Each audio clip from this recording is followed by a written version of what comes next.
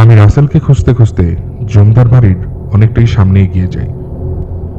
জমিদার বাড়ির সামনে একটি পুকুর রয়েছে। শুনেছিলাম সন্ধ্যার পরে সেই পুকুরে নাকি কেউ গোসল করতে যায় না। রাত তো গভীর হচ্ছেই, চারিদিকে কুয়াশা, কিচ্ছু দেখা যাচ্ছে না। এর মধ্যে হঠাৎ করে আমি দেখি ওই পুকুরে, হ্যাঁ হ্যাঁ, ওই পুকুরেই ডিম ডিম করে একটি আলো জ্বলছে। আমি ঘাট পাড়ের দিকে এগিয়ে যাই।